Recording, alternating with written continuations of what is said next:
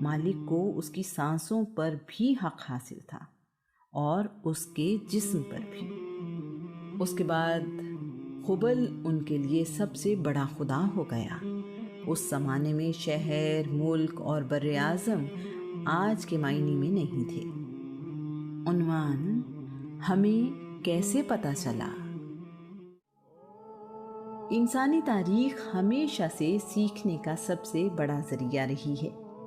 پہلے تاریخ لوگوں کی یادداشت کے ذریعے سے آنے والے دور تک پہنچتی رہی اور نسل در نسل آگے چلتی رہی۔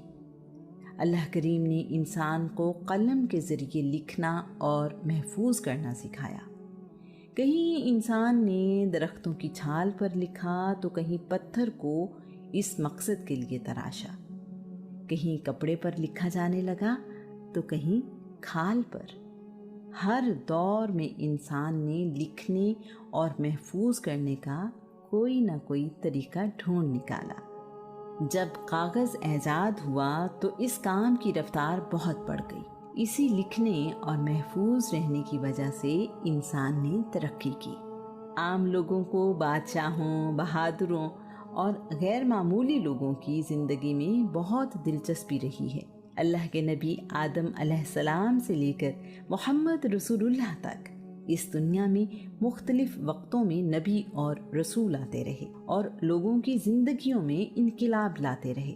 ان لوگوں کی تعلیمات تو ہدایت کا ذریعہ تھیں ہی، ان کی اپنی زندگیاں بھی انسان کی رہنمائی کے لیے بہت اہمیت رکھتی ہیں۔ ان کی زندگیوں کے متعلق ذکر آسمانی کتابوں اور صحیفوں میں بھی ملتا ہے۔ قرآن مجید اس سلسلے میں ہماری سب سے زیادہ رہنمائی کرتا ہے۔ قرآن مجید ہمارے لیے سب سے بڑا ذریعہ ہے جو ہمیں رسول اللہ کی زندگی کے متعلق معلومات فراہم کرتا ہے۔ اس کے بعد رسول اللہ کی زندگی کے بارے میں آپ کے ساتھیوں نے بتایا اور ہم تک یہ معلومات پہنچائیں۔ اس زمانے کی تاریخ کے بارے میں ہمیں بہت کچھ حدیثوں کی کتابوں سے ملتا ہے۔ اس دور کے بہت سے مخطوطے یعنی مینیوسکرپٹ بھی ملتے ہیں۔ رسول اللہ کی زندگی کی بہت سی باتیں کسی نہ کسی طرح لکھی ہوئی محفوظ ہیں۔ اس کے علاوہ رسول اللہ کی زندگی، جسے آج ہم سیرت رسول کہتے ہیں، رسول اللہ کے دور کے بہت ہی قریب کتابوں کی شکل میں محفوظ ملتی ہے۔ ابن اسحاق اس سلسلے میں بہت اہمیت رکھتے ہیں۔ رسول اللہ کے دور میں موجود کم و بیش 1,20,000 صحابہ نے کم از کم ایک بات اپنے بعد آنے والے لوگوں کی رہنمائی کے لیے بتائی ہے۔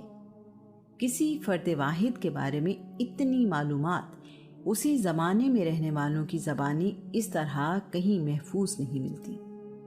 رسول اللہ کے بعد بھی ایسی تفصیل کسی اور شخصیت کے بارے میں ہمیں نہیں ملتی۔ عرب میں شاعری کی اہمیت سے ہم اچھی طرح واقف ہیں۔ عرب شاعری کے بارے میں کہتے ہیں، شاعری عرب لوگوں کی تہذیب کا محافظ خانہ ہے۔ اس دور کی شاعری بھی اس سلسلے میں ایک اہم ذریعہ ہے۔ بدقسمتی سے رسول اللہ کے دور میں ارد گرد کے ملکوں میں کیا ہوتا رہا، ایسا تاریخ میں محفوظ نہیں ہے۔ اس دور میں بادشاہوں کے درباروں میں تاریخ دان ہوا کرتے تھے۔ اس کے باوجود اس صدی کے متعلق محفوظ چیزیں نہیں ملتی۔ ابتدا میں لکھی گئی سیرت کی کتابوں میں رسول اللہ کے جنگی اور تبلیغی مہمات کو موضوع بنایا گیا۔ بعد ازاں رسول اللہ کی زندگی کے ہر پہلو پر لکھا گیا۔ سیرت رسول پر مکمل کتاب ہمیں ابن ہشام نے دی۔ ابن ہشام نے ابن اسحاق کے کام کو 2 حصوں میں ترتیب دیا۔ یہ کتاب آج بھی موجود ہے۔ ابن سعد نے ایک بہت بڑی کتاب طبقات سعد کی صورت میں ترتیب دی۔ اس میں صرف رسول اللہ کی زندگی کے بارے میں ہی نہیں بلکہ آپ کے ساتھیوں کے بارے میں بھی ہمیں معلومات ملتی ہیں۔ ابن کلبی اور البلاذری نے بھی اس کام میں اپنا حصہ ڈالا۔ رسول اللہ کی سیرت کے بارے میں ہر زبان اور ہر دور میں ہی لکھا گیا۔ ہمیں رسول اللہ کے بارے میں سب کچھ قرآن مجید، حدیث، تاریخ اور سیرت کی کتابوں سے پتہ چلا۔ انہی ذریعوں سے ہمیں پتہ چلا کہ رسول اللہ کی زندگی کیسی تھی۔ عادتیں کیسی تھیں، ظرف کیسا تھا، جنگیں کیسے ہوئیں، رسول اللہ کیسے تاجر تھے، کیسے خامند تھے، کیسے باپ تھے، آپ کی زندگی میں معاملہ فہمی کیسی تھی، لباس کیسا پہنتے تھے، کیا کھاتے پیتے تھے، خوشی اور غم کا اظہار کیسے کرتے تھے، ایک مہاجر سے لے کر ایک ریاست کے سربراہ کیسے بنے، ایک یتیم خود یتیم پرور کیسے بنا۔ رسول اللہ کا علم وسیع النظری لوگوں کی زندگیوں میں کیسے انقلاب لائی، مجبور کر کے اپنے شہر سے نکالا جانے والا جب اسی شہر کا فاتح بن کر آیا تو بدلہ لینے کی بجائے سب کو یتیم پرور کیسے بنا۔ رسول اللہ کا علم وسیع النظری لوگوں کی زندگیوں میں کیسے انقلاب لائی، مجبور کر کے اپنے شہر سے نکالا جانے والا جب اسی شہر کا فاتح بن کر آیا تو بدلہ لینے کی بجائے سب کو معاف کر دیا۔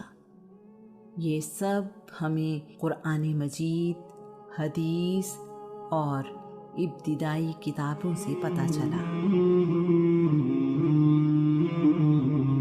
عرب میں شاعری کی اہمیت سے ہم اچھی طرح واقف ہیں۔ عرب شاعری کے بارے میں کہتے ہیں، شاعری عرب لوگوں کی تہذیب کا محافظ خانہ ہے۔